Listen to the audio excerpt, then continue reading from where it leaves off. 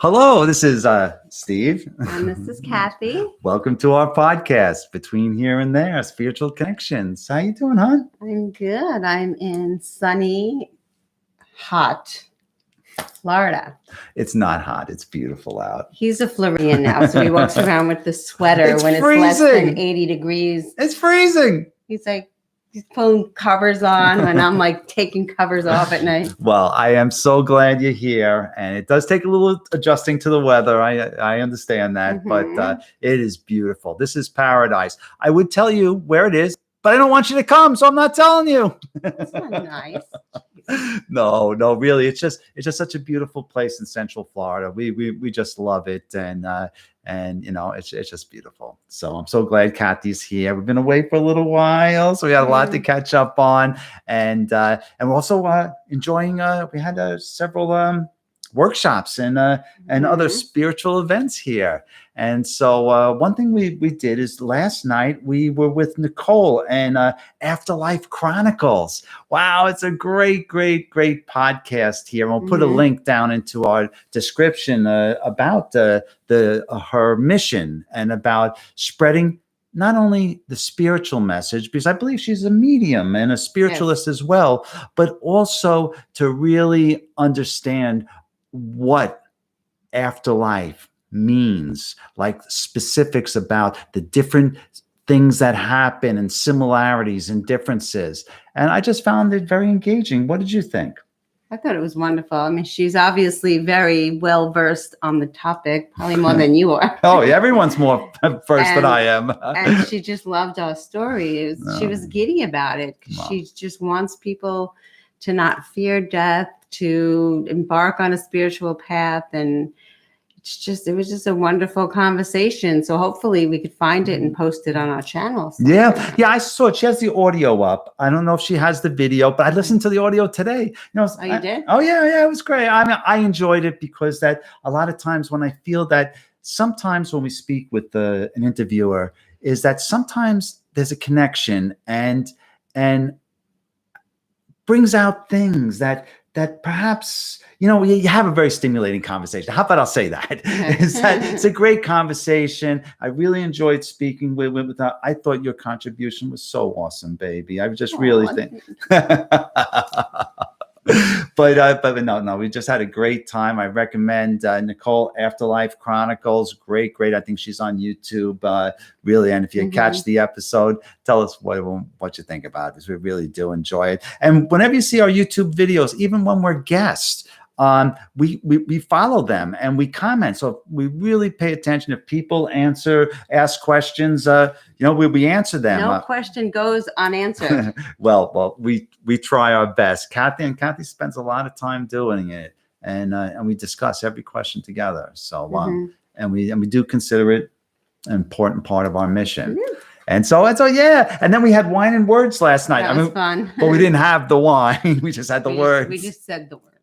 No, but it was great because it was a meeting of authors, and you take a turn and you get interviewed with the MC, and then you speak for a little while, and that was very engaging because many of the groups that we speak to already they're coming to see this message, and so this was just a literary group, and we're kind of like, you know, as far as literary novices. Stuff, we're like what comic strips are to great works. That's all we're in the sense that I don't mean like that. Is that when people write these great literary works, they focus on so many things about plots and about this and about characters. I remember last night at Wine and Words, one of the authors were talking about how they constructed the story, how there had to be this character and that character. But that's fiction. It's different. That's so different from our approach. And when we wrote our book, The Place Between Here and There, it was very important to us for us to keep the narrative so people could understand the excitement and the flow and the joy of discovery and the pains and the challenges that we experienced. And so that's why we wrote it in the way that we did, to keep that narrative. But we put a lot of the very spiritual, the real messages, some of the more substantive messages we put in the questions and answers in the book, because we wanted to create that flow. So when we spoke in front of the authors, I was very surprised. They were very receptive, and everyone's spiritual, but they weren't a spiritual group. But wow, we had some great responses. What did you think? Yeah, it was fun. It was a big group, and it's a pretty new group. So they all bring wine and some food, and they sit around and listen to each presentation. We had only like 20 minutes, but then the question and answer. And so we had to give a very brief synopsis of the story, but it was very well received. And people spoke to us afterwards, and we had a lot more in-depth conversation, because sometimes people are afraid to speak in a group. And that's why it's so beautiful when if someone wants to write us a letter or send a comment in YouTube and get a response back, because then it's a more intimate thing and they could ask questions. But then we were followed by a romance novelist and with a little steamy cover of her latest book. She has 12 books that are actually bestsellers in that genre of romance. So there's a little difference in the literary work. I liked her presentation. I thought it was very well. And her husband's like a manager for like Rolling Stones and stuff. So she had a few other stories I really liked hearing about it. Fun. It was a great group, and they want us back. Yeah, that would be wonderful. I just enjoy both the live I say performances sometimes, but really it's a discussion or a presentation. I have to think of a name. I just call it a workshop, I guess. Yeah, I mean, we just meet the most beautiful people. It's amazing. And we're gonna have so many friends that I don't know if we'll ever have time. Oh, we will make the time, I assure you. But and we have Cassadaga coming up this Monday, October 11th, Columbus Day in Cassadaga, Florida. Yeah, so Cassadaga is a spiritual community that was started in 1875. Yeah. I forget the guy's name, but he had a vision from his spirit guide that he needed to start a community. And there already existed one in Lilydale, New York. Lilydale, yep, upstate. So a lot of people we know Lilydale. Not many people we know Cassadaga. But so he consulted those people. And so there's a southern group and then a northern group. And it's just a village of all mediums, psychics, people with real abilities. Yeah. So, and you feel the energy. I mean, it's like, it kind of like reminds me. Cool. Have you ever been to Key West, like the old Key West, like before all the ships came in, like in the 70s and 80s? It was like a pirate's town. There was something very, very, there was like this ancient energy there. And that's what I feel in Cassadaga. Mm-hmm. You have this like ancient energy. I feel the energy, like what they say with the vortex. And of course you feel that energy, but I'm not sure if I'm feeling that or the energy of those people who are here. Because like it's kind of like walking around in our house, like when you, Kristen, and Sean are there, I'm with all these intuitives, so you like kind of like walk around naked, you know. And same thing in Cassadaga, you're walking around thinking you're all to yourself, but you'll turn around, someone will be reading you here, someone will be reading you there, and so. But it takes a little getting comfortable with. But once you're comfortable with, fun, and it's a beautiful little town of old quaint houses, and each house has a different skilled practitioner, energy healings even. And there's the seances. Yes, seances. They just have some wonderful, wonderful stuff. Some of it is kitschy, but it's also real. Yeah. So there's just a lot to do. There's a lot of crystal shops that I like. Well, Mrs. Crystal, Lady Crystal, like Nancy calls you, our guru Nancy calls Lady Crystal. So the gift shops are great. And we'll have to buy some stuff. And what about the fairy garden while we're there? Oh, there's a fairy garden. There's a Buddha garden. There's all these reflective, meditative spaces that are the fairy garden is especially beautiful. You love fairies, that's why. I have a fairy garden, but this thing is like a monster of a garden. Well, we're really looking forward. Cassadaga is a wonderful place. Lots of spiritualists. It's open for everyone. Come as you are. Mm-hmm. You know, and the hotel is amazing. And it has that vibe that's so cool. It's just like, it feels like the walls talk, and the restaurant is amazing. Yeah, Sinatra's, I think they call it. Yeah, the food is great. I expect every time someone walks in, kind of like Lurch, you rang. You know, it's lots of shadows. You feel like haunted, but I would say haunted in a good way, not like it's creepy. It's just like all this people with love and light. And they're just leaving that signature and vibration behind. So you're walking through it, and you just feel it wafting past. No, what's different about the hotel in Cassadaga that I think is that Halloween, like, people decorate the things to like kind of have that eerie feeling. Mm-hmm. There's no decorations in this place. This is just the way it is. You know, naturally, like I took a picture of a light in the bar. I was just walking by, but a light in the bar, and you could see the shadow on the wall look like a bat, like a vampire bat. Yeah. It's like, what? You know, everything's like that in that place. So Cassadaga, October 11th, and that is 2021. Come and see us. It's 7:00 at night. Check out the Cassadaga website. Just Google Cassadaga Spiritual Camp. Hotel. And then you'll see the hotel looking like Hotel California. It's so cool. But the hotel probably doesn't have information on our no, I mean, just to see what it looks check like. out. But just look up Cassadaga events, and our info for our event will be listed there. Mm-hmm. And so one thing that we may try to introduce, a big part of our website and our mission here, is the meditations, which Kathie writes. And the meditations are very important to us because that not only for all the reasons, like when we do our gong meditations to clear the mind, but we try to gather all the collective energies of everybody. Once we get everyone into a meditative state, we try to create collective energies to achieve a purpose, to create, because we really truly believe by creating positive energy, the law of attractions, the law of manifestations, that you could bring very positive things out in your life. Mm-hmm. And so the meditation that Kathie really, it's very meaningful to both of us. But Kathie, why don't you tell us a little bit about the meditation you're working on? And we should have it on our website, I guess, next week. Tell us a little bit about it. Well, this is a meditation that's very near and dear to my heart because, as most people are aware of, there are at least 800,000 children in the U.S. that go missing every year, and it's pretty much being exposed now where they go, and it's not in good places. And I don't want to say anything that could have our video taken down. So I'm just going to leave it with, I'm sure everyone knows what's happening. So this is a meditation to heal the children, to send them love, light, and protection.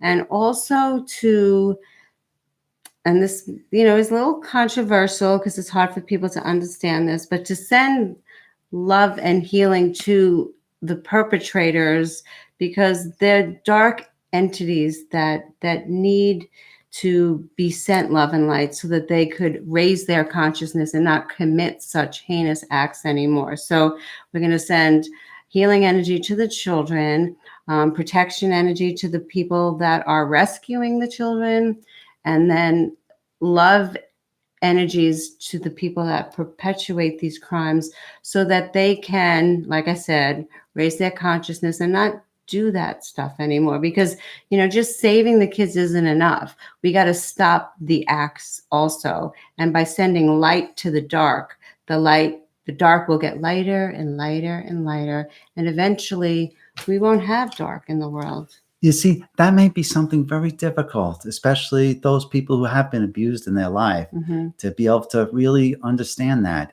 And it really, I don't know how to explain it. It's like when the gentleman who sold my son the drugs that took his life, like, mm-hmm.